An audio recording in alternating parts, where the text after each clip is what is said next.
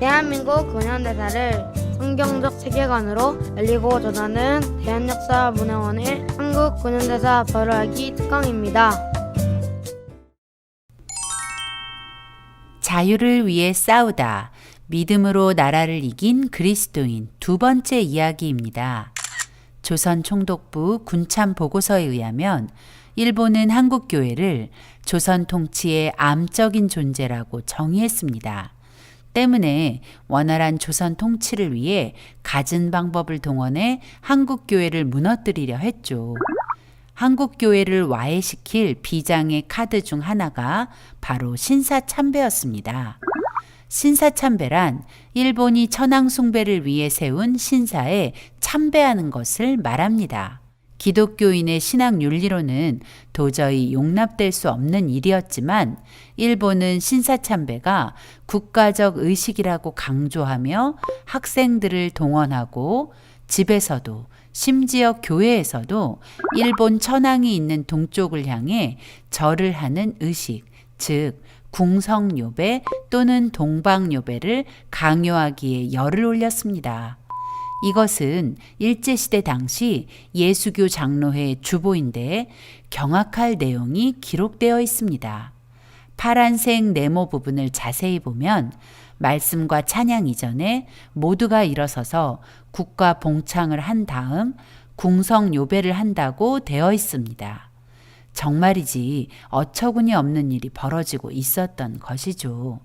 조선 총독부의 신사참배 강요는 1931년 만주 침략 이후 강화되었고 1937년 중일전쟁 이후 전시체제에 접어들면서 더 적극적으로 강요되었습니다. 조선 총독부는 모든 종교는 최고의 신인 천황 아래서만 자유롭게 활동할 수 있다라고 외치며 더 강력히 신사참배를 강요했습니다. 만약 일제의 지시에 따르지 않으면 체포되고 무시무시한 고문을 받아야 했습니다. 신사참배를 반대하는 교회를 불태우고 신사참배를 거부하는 사람들을 고문하며 취조했습니다. 얼굴에 한지를 씌워 뜨거운 물을 붓고 인두로 살을 지지고 몽둥이로 때리는 등 견디기 힘든 고문을 가했습니다. 여자들에게는 수치스런 고문도 서슴지 않았습니다. 사람을 좁은 형틀에 가두어 차라리 죽음을 바랄 만큼 고통을 가하기도 했죠. 이런 끔찍한 고문으로 많은 교회와 성도들이 신사참배 앞에 무릎을 꿇게 되는 안타까운 일이 벌어지게 된 것입니다. 일제시대의 한국교회는 약 3,000개 정도였습니다. 그중 신사참배를 완강히 거부하다가 문을 닫게 된 교회는 200개 정도뿐이라고 합니다. 장로교회의 23개 노회 중 17개의 노회가 신사참배를 결의할 정도로 많은 교회가 무너지고 있었습니다. 이 사진은 1938년 9월 12일자 조선일보에 실린 사진인데 조선 예수교 장로회 총회 임원들이 1938년 9월 10일 제27회 총회에서 신사참배를 결의한 뒤 단체로 평양 신사를 찾아가 허리를 숙여 절하고 있는 수치스러운 배도의 장면입니다. 장로교회뿐 아니라 감리교회도 2년 앞선 1936년 신사참배를 결의했고 침례교를 제외한 모든 교단이 다 신사참배를 결의해 배도의 죄를 지었습니다. 천주교는 어땠을까요? 1936년 교황청의 훈령에 따라 신사참배를 승인했습니다. 일제시대 당시 기독교인은 약 20만에서 22만, 많게는 30만 명 정도까지 보기도 합니다. 그중 신사참배를 거부하다가 감옥에 갇힌 성도는 2,000명 정도였습니다. 그만큼 신사참배 강요에 항복한 사람들이 많았다는 것이죠. 더구나 그 2,000명 중에서도 동방요배는 국가적 예우라고 여겨 동참한 기독교인이 적지 않았고 신사참배와 동방요배를 완강히 거부하다가 순교한 순교자는 50명 미만이었다고 합니다. 3.1운동 당시 한국교회 저력을 경험한 일본은 신사참배로 인한 한국교회의 반발이 극심할 것이라 예상했던 것 같습니다. 그래서 만약 기독교 지도자들이 아주 강력하게 반발한다면 조선에서는 신사참배를 강요하지 말자는 결의를 이미 했었다고 합니다. 그러나 장로교회를 비롯한 거의 모든 기독교 교단이 신사참배는 신앙의 문제가 아닌 국가적 예식이라는 조선 총독부의 거짓 회유에 넘어가 너무 쉽게 항복을 해버린 것이죠. 아마도 일본이 더 놀라지 않았을까요? 한국교회가 신사참배에 끝까지 저항하지 않으므로 스스로 신사참배라는 종의 멍에를 짊어진 셈이 되었습니다. 일본은 천황을 유일신으로 섬기며 천황이 온 세계로부터 존경과 숭배를 받아야 한다고 믿었습니다.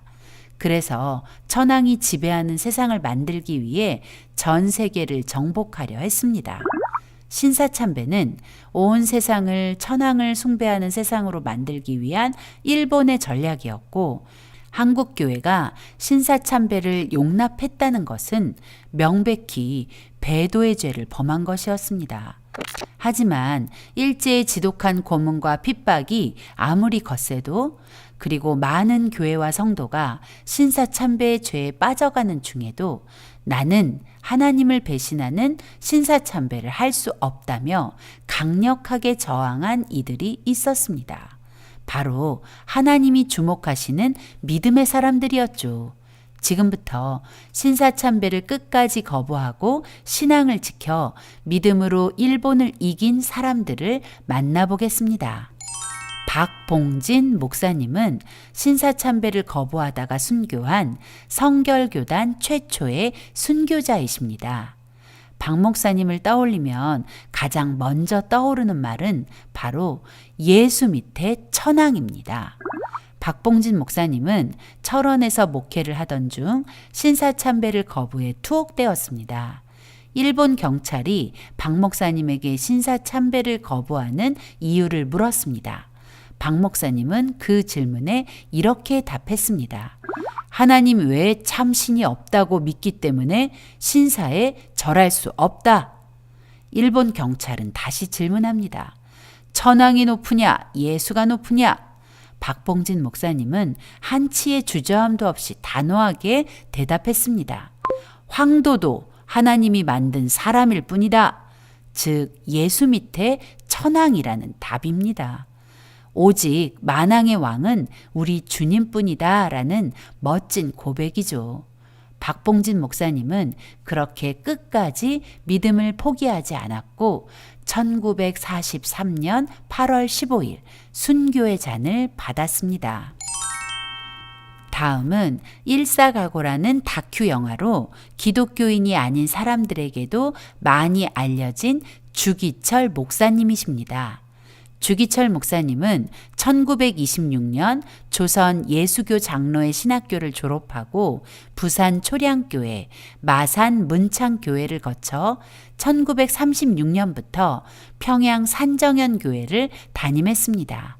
이 무렵 일제는 신사참배를 강요하며 한국교회 핍박에 박차를 가했죠. 주기철 목사님은 1938년 4월 신사참배를 반대하다가 1차 검속으로 일경에 체포되셨고 10년형을 선고받았으나 6월에 풀려났습니다. 그러나 2달 뒤 8월 제2차 검속으로 체포되었다가 다시 1939년 1월 풀려났습니다. 사실 이 2차 검속은 장로의 총회의 신사참배 결의를 통과시키기 위한 일본의 사전 검속이었습니다. 같은 해 10월에는 제3차 검속에 체포되었다가 풀려나기도 했습니다.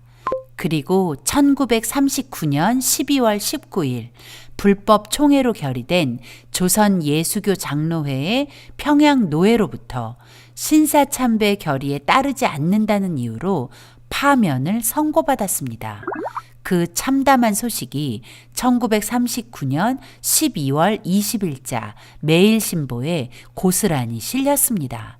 문제의 목사는 파면하고 신사참배를 실현하기로 했다.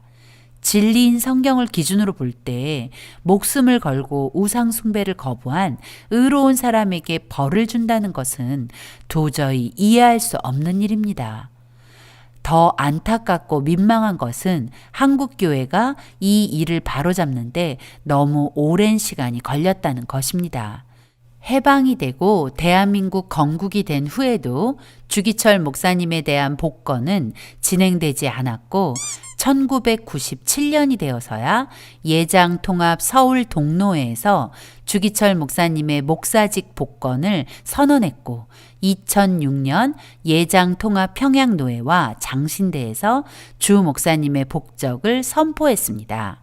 그리고 2015년 예장합동과 총신대에서 주기철 목사님의 목사직 복권을 선포하고 평양신학교 복적이 선포되었습니다. 주기철 목사님은 1940년 9월 제4차 검속으로 다시 체포되셨고 1944년 4월 21일 복역 중 고문으로 인한 건강 악화로 인해 48세의 나이에 순교하셨습니다. 주 목사님을 떠올릴 때 가장 먼저 떠오르는 말이 바로 일사각오입니다. 자신에게 주어진 사명을 완수하기 위해 한 번 죽음을 각오한다는 뜻이죠. 일사각오는 1935년 12월 17일부터 3일간 열렸던 평양신학교 학생 부흥회 때 주기철 목사님의 설교 제목이었습니다. 그 내용을 요약하자면 첫째, 예수를 따라서 일사각오, 예수를 따라 죽는 길이 진정 사는 것이다. 둘째, 남을 위하여 일사각오, 예수님이 우리를 위해 목숨까지 아끼지 않으셨던 것처럼 영혼 구원을 위해 목숨을 버리자. 셋째, 부활 진리를 위하여 일사각오, 부활 신앙을 가진 기독교인이라면 당장 눈앞의 죽음을 두려워 말고 끝까지 부활을 소망하며 그 부활의 진리를 전하자는 것입니다. 주기철 목사님은 당신의 설교처럼 일사각오의 정신으로 평생을 사셨습니다. 주님을 위하여 10번 죽어도 좋지만 주님을 버리고 내가 100년, 1000년 산들 그것이 무슨 삶이리요. 오직 일사각오 뿐이오니 이 목숨 아끼다가 우리 주님 욕되지 않게 사망 권세에서 나를 이기게 하여 주옵소서. 이제 최건능 목사님을 만나봅니다. 최건능 목사님은 예수천당 불신지옥을 외치며 평양의 새벽을 깨웠던 복음의 확성기였습니다. 본명은 최봉석, 평양이 다 아는 한량이었죠.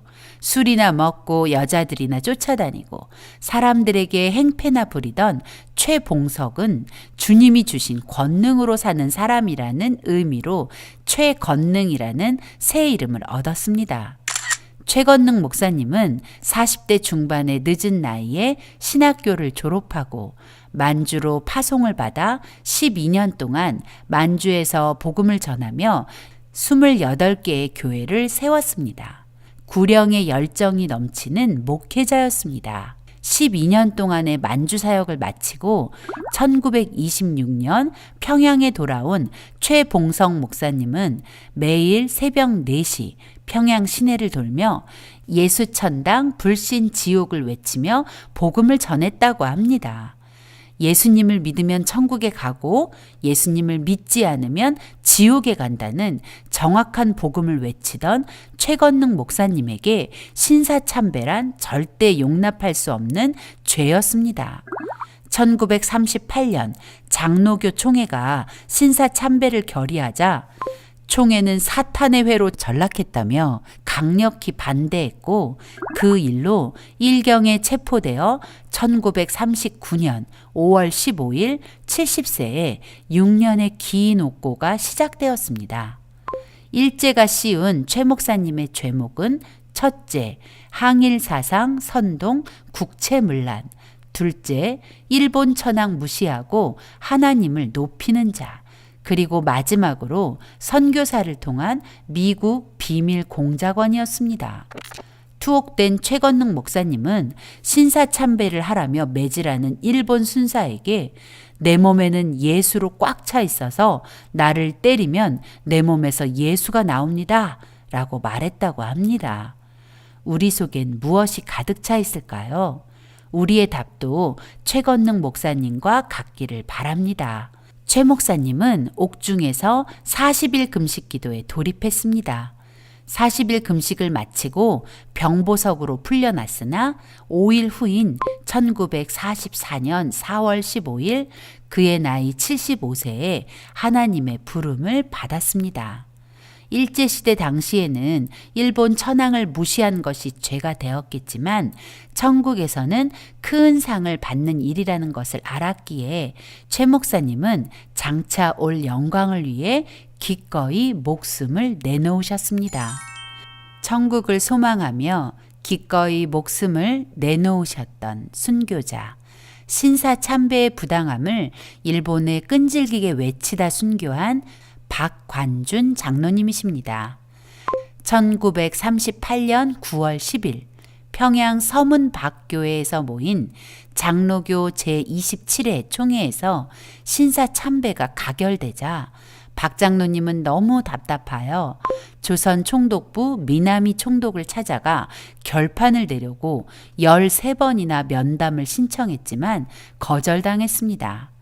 박 장로님은 총독과의 만남이 거절당하자 미나미 총독에게 신사참배를 강요하면 성경에 기록된 대로 흉년 같은 저주가 임한다는 경고문을 보내기도 했습니다.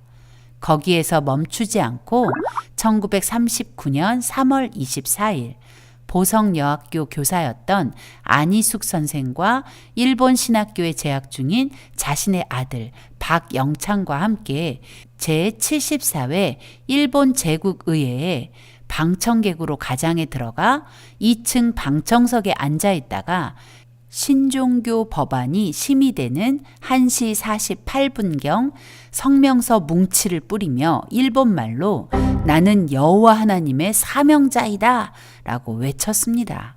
순간 일본 국회는 순식간에 난장판이 되었고 박 장로님과 안희숙 선생 그리고 박영창이 모두 체포되었고 평양 감옥으로 이송되어 약 6년의 옥고를 치르다가 1945년 3월 13일 순교하셨습니다. 박관준 장로님은 눈앞에 보이는 고통보다 하나님의 마음에 관심을 기울인 분이셨습니다. 사람의 삶이 주를 위한 삶이어야 온전하다는 것을 외치며 본인도 그렇게 살다가 예수님을 위해 기꺼이 순교한 것입니다. 박 장로님이 남긴 한시 하나를 소개하며 박관준 장로님의 이야기를 마무리하려고 합니다. 인생 유일사 하불 사어사 군독 사어사 천추 사불사 시래 사불사 생락 불여사 야소이 아사 아위 야소사 뜻은 이렇습니다. 사람은 누구든지 한 번 죽는 일이 있는데 어찌 죽지 아니할 사람이 있겠는가? 그대가 죽을 때에 올바로만 죽으면 그 죽음은 죽음이 아니고 천추의 영원한 생명이다. 죽을 때에 죽지 않는다면 비록 살아서 낙을 누린다고 해도 죽음만 갖지 못할 것이다. 그 생명은 값이 없다. 예수님이 날 위해 죽으셨으니 나도 예수님을 위해 죽겠노라.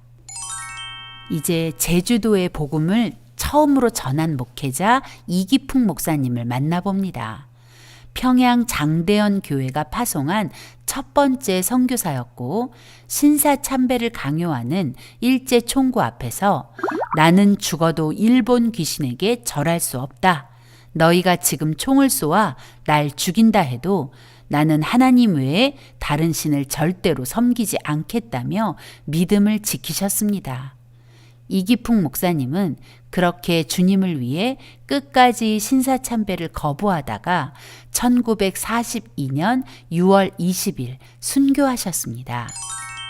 3.1운동 때 33인 민족 대표 중 한 사람이기도 한 신석구 목사님이십니다. 신 목사님은 신사참배 거부로 체포되어 재판을 받던 중 일본 검사가 감옥에서 풀려나도 독립운동을 할 것이냐고 질문했습니다.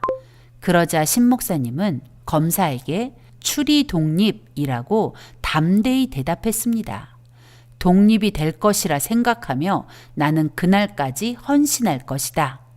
신 목사님은 살아계신 하나님을 믿었기에 우리의 목숨을 거둘지언정 영혼을 책임지지 못하는 일본의 관리를 두려워하지 않고 우리의 영혼을 천국에도 지옥에도 보내실 수 있는 하나님이 기뻐하실 선택을 한 것이죠. 신석구 목사님은 해방 후 감옥에서 풀려나셨지만 북한이 공산화되는 과정에서 또 다른 적그리스도 세력, 공산주의자에 의해 무참하게 학살당하며 순교의 잔을 받으셨습니다. 장로교의 대부분의 노예가 신사참배를 결의할 때 신사참배를 반대하는 결의를 했던 경남노예가 있었습니다. 그런 결정을 이끌어간 지도자가 당시 경남노예 노회장 최상림 목사님이었습니다. 최 목사님은 일본 경찰이 지켜보는 가운데 용감하게 신사참배를 반대한다고 선언했고 결국 그 일로 체포되어 평양 감옥에 수감되셨다가 모진 고문에 몸이 상하여 1945년 5월 6일 순교하십니다. 최상림 목사님은 나의 갈 길 다가도록이라는 찬송을 늘 부르셨다고 합니다. 믿음으로 사는 자는 하늘 위로 받는다는 가사를 믿음으로 고백하며 오직 주님만을 바라고 의지한 목사님이셨습니다. 최 목사님처럼 신사참배를 거부했던 한상동 목사님은 신사참배를 할 수 없는 6가지 이유를 이렇게 말했습니다. 첫째, 계명을 어기게 되니 하나님이 노하심으로 할 수 없다. 둘째, 인생의 본분이 하나님을 영화롭게 하는 일인데 그렇게 못하니 할 수 없다. 셋째, 결국 교회가 없어지게 될 것이니 할 수 없다. 넷째, 강요하는 개인도 망하니 남의 망하는 꼴을 볼 수 없으므로 할 수 없다. 다섯째, 신사참배하면 국가도 망할 것이므로 할 수 없다. 여섯째, 나 자신이 지옥 갈까 두려워 할 수 없다. 이렇게 신사참배를 거부했던 손양원 목사님을 소개합니다. 믿음을 지키는 일을 생명보다 소중히 여긴 손양원 목사님. 신사참배를 거부하다가 투옥된 손 목사님에게 일본 검사는 예수님을 부인하라고 날마다 설득했습니다. 덴꼬하면 나간다. 당신은 덴꼬가 문제지만 나에게는 신꼬가 문제다. 손양원 목사님의 답이었습니다. 하루는 목사님의 감방에 일본 승려를 들여보내 목사님을 설득하려 했다고 합니다. 승려의 끈질긴 노력에도 불구하고 손 목사님이 예수님을 부인하지 않자 화가 난 승려가 손 목사님을 때리기 시작했습니다. 그랬더니 손양원 목사님은 예수님께서 말씀하시기를 만약에 누가 내 오른뺨을 치면 왼뺨도 내어주라 하셨으니 나를 치시오 라고 했고 승려는 미쳐 날뛰다가 일본 경찰에게 끌려나갔다고 합니다. 해방 후 손양원 목사님은 자유의 몸이 되셨습니다. 그러나 목사님은 곧 공산주의자들에게도 위협을 받게 됐죠. 두 아들을 공산주의자들에게 잃으면서도 하나님을 믿는 믿음을 포기하지 않으셨던 목사님. 손양원 목사님은 1950년 9월 28일 6.25 발발 후 빼앗겼던 서울을 수복한 그날 하나님이 없다고 말하는 공산주의를 반대하다가 순교하셨습니다. 죽으면 죽으리라는 믿음으로 일본을 넘어선 안희숙 사모님을 소개합니다. 참고로 그녀는 당시 미혼이었습니다. 박간준 장로님이 일본 국회에서 신사참배의 부당함을 외칠 때 그곳에 함께했던 사람이 안희숙 선생입니다. 안희숙 선생은 교사를 하던 학교에 사직서를 내고 이 거룩한 거사에 동참했다가 체포되어 평양으로 이송되었고 6년간의 옥고를 치르게 됩니다. 평양 감옥의 열악한 환경으로 눈의 병을 얻은 안희숙 선생은 면회온 어머니께 눈에 병이 생겨 고통스럽다는 이야기를 했습니다. 여느 어머니들 같으면 딸의 아픔을 보며 울거나 위로를 건네는 것이 당연할 텐데 안희숙 선생의 어머니는 딸에게 이렇게 말했다고 합니다. 얘, 너 왜 눈을 위해 염려하니? 네가 네 생명을 주님께 바쳤을 때 넌 네 눈은 같이 바치지 않았느냐? 어머니의 말을 들은 안희숙 선생도 아무렴요. 눈도 바치고 모든 것 다 바쳤어요. 어머니 알았어요. 라고 답했습니다. 어머니는 다시 주님께 일단 드렸으면 주님의 것이지 네 것이 아닐 게 아니냐? 라고 했다고 합니다. 안희숙 선생은 1945년 8월 17일에 사형이 집행될 예정이었습니다. 그런데 1945년 8월 15일 해방이 되고 17일 사형을 몇 시간 앞둔 그녀는 사형이 아닌 극적인 구원을 받고 자유를 찾았습니다. 하나님은 하나님을 위해 모든 것을 드리는 사람들을 구원하시는 멋진 분이십니다. 마지막으로 브루스 헌트 선교사님을 소개합니다. 브루스 헌트 선교사님은 1903년 평양에서 태어난 선교사 자녀였습니다. 부모님의 뒤를 이어 오직 하나님의 말씀에 순종하는 선교사로 조선의 성도들을 깨웠던 분입니다. 브루스 헌트 선교사님은 신사참배는 우상숭배이고 결코 성경적이지 않다라고 담대히 외치다가 1941년 체포되어 투옥되었고 그 다음 해인 1942년에 미국으로 강제 송환되었습니다. 그리고 해방 후 대한민국으로 다시 오셨죠.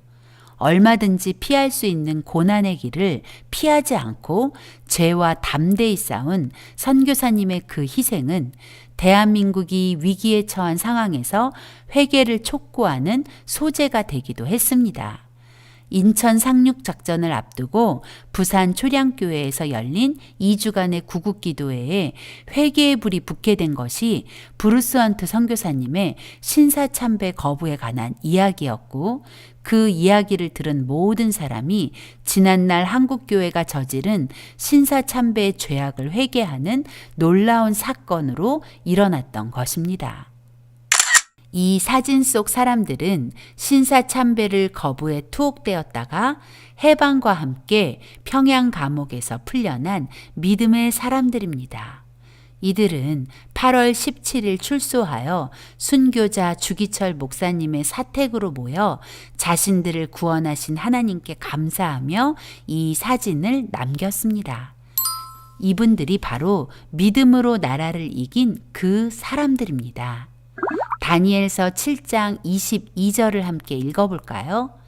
옛적부터 항상 계신 자가 와서 지극히 높으신 자의 성도를 위해 신원하셨고 때가 이름에 성도가 나라를 얻었더라.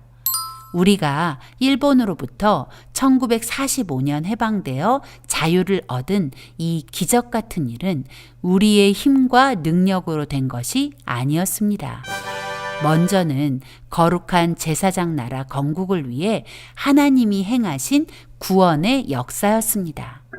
그리고 하나님을 믿는 믿음으로 기도하며 강대한 나라를 이긴 하나님의 사람들의 역사였다는 사실을 기억해야 합니다.